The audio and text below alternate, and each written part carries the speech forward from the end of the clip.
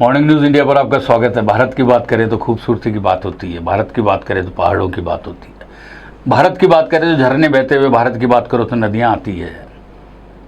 कितनी खूबसूरत धरती है भारत। सिर्फ आपको जाना है, देखना है, महसूस करना है। प्रकृति आपको बुलाती है, आलिंगन करने के लिए तरसती है। आप देखिए, किसी भी क्षेत्र में चले जाइए भारत के, साउथ में जाएंगे तो केरल देखिए, रामेश्वरम देखिए, क्या समुद्र है, क्या नारियल के बड़े बड़े पेड़, क्या ड्राई फ्रूट्स का आप देखेंगे, सुगंध चारों ओर पेड़ों से महकती रहती है। कश्मीर में चले जाइए, केसर की जो खेती होती है उसको देखकर आप दंग रह जाएंगे, वहाँ के ड्राई फ्रूट्स को देखकर आप दंग रह जाएंगे।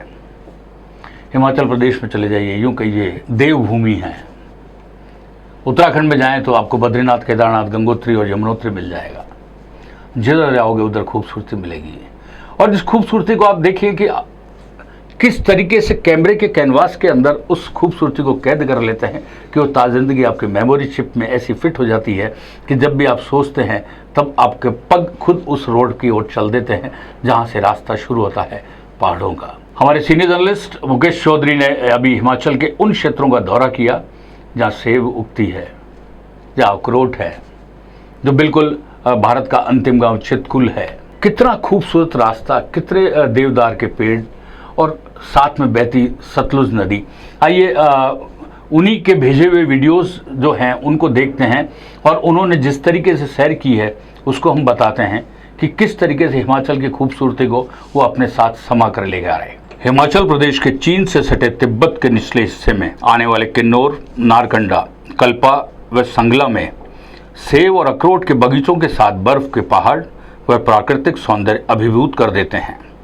सांगला से ऊपर चितकुल भारत का अंतिम गांव है।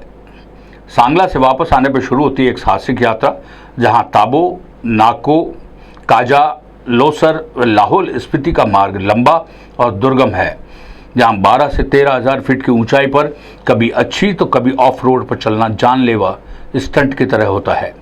मगर यह रास्ता डर के साथ रोमांच भी पैदा करता है, जहां कभी रेत के पहाड़, कभी पत्थर और चट्टानों के पहाड़ तो कभी कंक्रीट व बर्फ के पहाड़, और इन पहाड़ों के साथ साथ कल कल बहती सतलुज नदी की ध्वनि यात्रा के रोमांच को शिखर पर ले जाती है। यह क्षेत्र अधिकतर जगहों पर सामान्य सुविधाओं से भी कटा हुआ है। उसके बावजूद यहाँ के लोग पर्यटकों का बहुत सम्मान करते हैं। इस क्षेत्र में हिंदी के साथ ही तिब्बत लिपि मुख्य भाषा है। बौद्ध धर्म के अनुयायी दलाई लामा इनके लिए भगवान से कम नहीं है।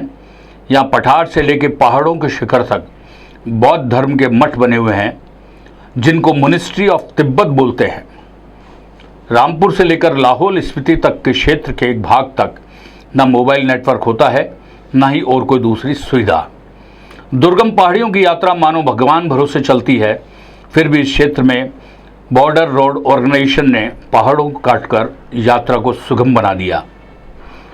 देवभूमि के नाम से भी विख्यात हिमाचल के इस क्षेत्र की जो यात्रा है वो अपने आप में एक अद्भुत सा फील करती है, क्योंकि नारकंडा हिमाचल सेब के बगीचों के बीच ऐसा फील होता है जैसे आप कश्मीर की खूबसूरत वादियों में हैं। इतने खूबसूरत दृश्यों को देखकर शायद आपको लग चुका होगा, और मैं तो यहाँ तक देख रहा हूँ कि कुछ लोगों ने तो, कुछ साथियों ने तो मिलकर अभी बैग पैक भी कर लिया, और कुछ एक दूसरे को फ़ोन करके भी कह रहे हैं, अपने प्लान्स को सेटअप करने में लग गए कि आने वाले दिनों में उन्हें हिमाचल की यात्रा करनी है, उन्हें नारकंडा जाके वो चितकुल जाके देखना है, वो भारत का अंतिम गाँव देखना है, वो तिब्बत के मठ हैं, बौद्ध मठ, उनको देखना है, उन सबको देखना है, जहाँ एक सतलुज नदी बहती है, जहाँ वो कच्चा पक्का रास्ता, जहाँ बर्फ़ के पहाड़ भी हैं।